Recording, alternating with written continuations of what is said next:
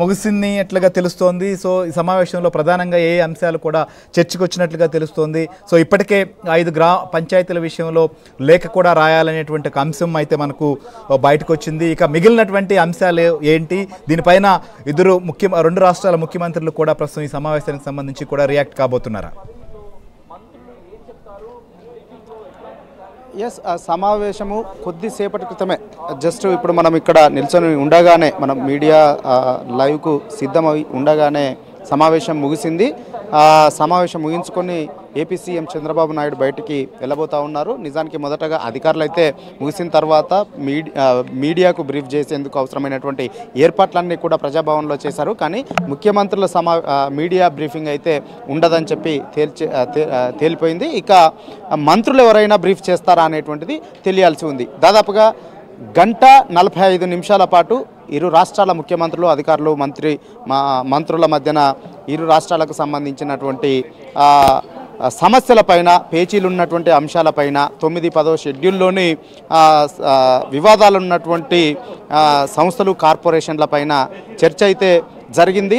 అందులో ప్రధానంగా పోలవరం ముంపు మండలాలని ఏపీలో కలిపిన తర్వాత కనీసము 7 మండలాలు కాకపోయినా భద్రాచలంలో అంతర్భాగంగా ఉన్నటువంటి 5 గ్రామాలనైనా ఇవ్వండి, అక్కడ ప్రజలు ఆ గ్రామ పంచాయతీలు ఏకగ్రీవంగా తీర్మానం చేస్తూ ఉన్నాయి. నిజానికి ఏపీకి కూడా అవి సంబంధం లేకుండా ఉన్నాయి.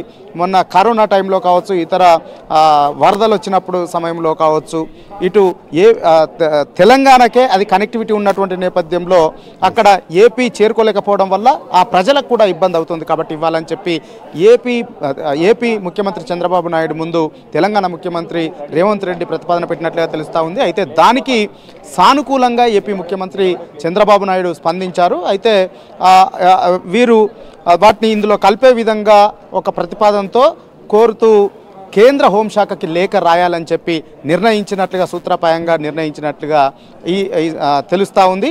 ఇక ఇరు రాష్ట్రాల మధ్యన ఆస్తులు, అప్పుల విభజనకు సంబంధించి కూడా ఈ సమావేశంలో ఒక చర్చ జరిగినట్లుగా తెలుస్తూ ఉంది. సరిగ్గా 6:05 చంద్రబాబు నాయుడు ప్రజాభవన్కు చేరుకున్నటువంటి చంద్రబాబు నాయుడికి ఘన స్వాగతాన్ని పలికారు తెలంగాణ ముఖ్యమంత్రి రేవంత్ రెడ్డి, డిప్యూటీ సీఎం బట్టి విక్రమార్క.